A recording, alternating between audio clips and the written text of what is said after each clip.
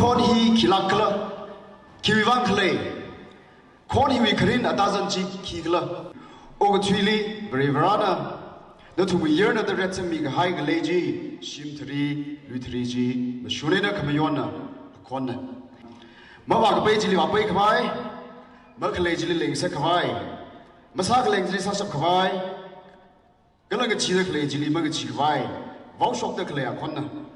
mashun ga la i ma yur ga le ga dan khwai jikat ga hai a kon na khri thot kon hi ham ga sang khanga ji ga la ma kham shu na we na la cha la ke na le da khle a kon ni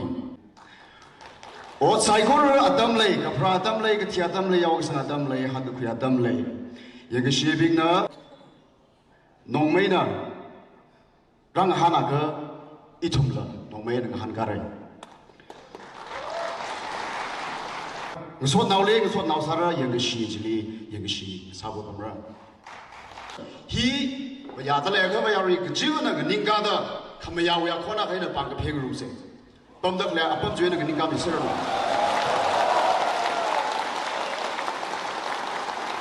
ni shi la ga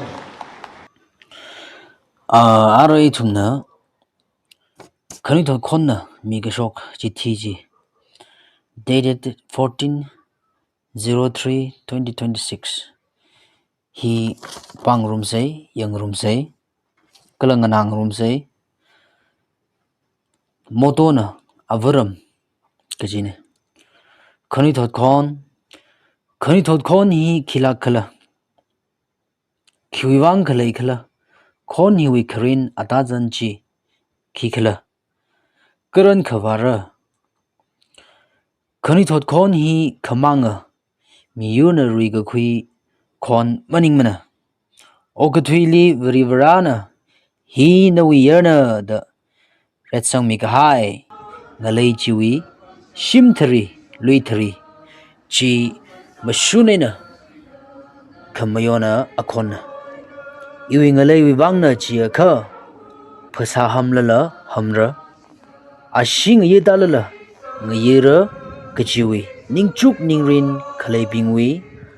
Koka Kasawi Akona Mingpohi Kanitot Kachihi Mirror Singum Mangli Paisin Kasa Maningmana Ningpaning Kangarum Machukashap Kalokoka Kasa Chili Paisin Salaga Adazan Akawi Lungli Otsak Kangaruma Bing Chili Kahangna Changnarem Ina Zata Kalay Sada Kalay Chili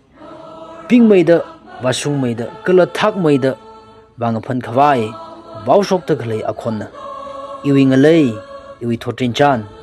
Kanga Khili Iwi Sharukla Zanga da Tharzari Ina Taikar Krik Kahaya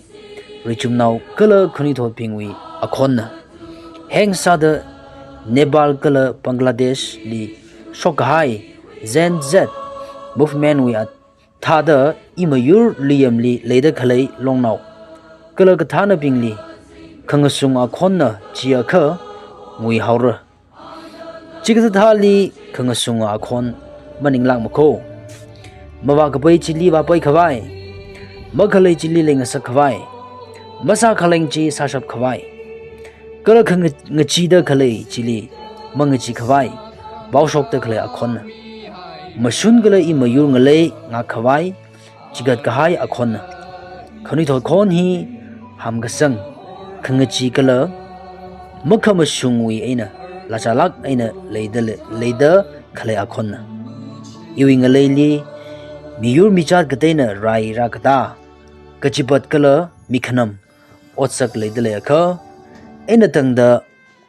Kanithot Kon Hi Lera Tapi Chingri Kahaya Mirin Karingchi Kanithot Konwi Atazana Maikaya Kayuya Thotchan Haikamihi Kanithot Konwi Karina Kongnai Lusai Kipalikala Machipat Mara Athumnala Itumli Machipat Rano Athumingalay Itumna Mangapon Lakmara Athumnala Itumingalay Mangapon Rano Varena Itumiwangna the Yerdami Kahai Ngalayhi Yangashe Bingna Rangapon Tuyayaka very winning yang makha unga miyur na sa hai pa ya ot sai ko ruwa dam le ka phara dam le ka thia dam le yaw ka sanga dam le hat ka khuya dam le yang ka shaping na nongmai ena rang hana kha ithum la nongmai ena han gara khaya ga shi se ha tui ena chanra kha ithum la khaya ga shi se ha tui ena sam ngorok ra ngosot nauling ngosot nausara yang ka she ji ba yang ka she ji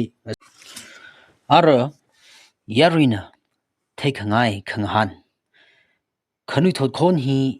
yurwi la longwi khamya machang khala na hi yur maning khala na hi long maning khala yu na khipa long na khipa na na khipa do riyan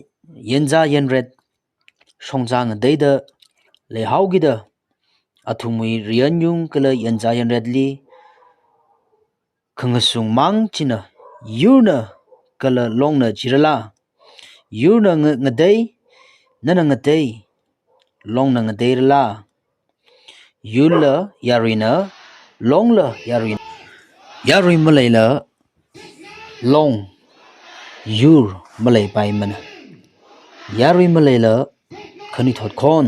malai pai mana yari na pang shap chi yari wili lei hi magathai wiwang ina ithum shirankha bukhanga pa mi rin ringra haira yu long nathum ithum khaigazam ga hai tharam khokharin bangshap masok kharar ithum na thaya kala leya hining ashar phulungra imayuna gawi tuisak sada khala adam hili phaibang khalap khami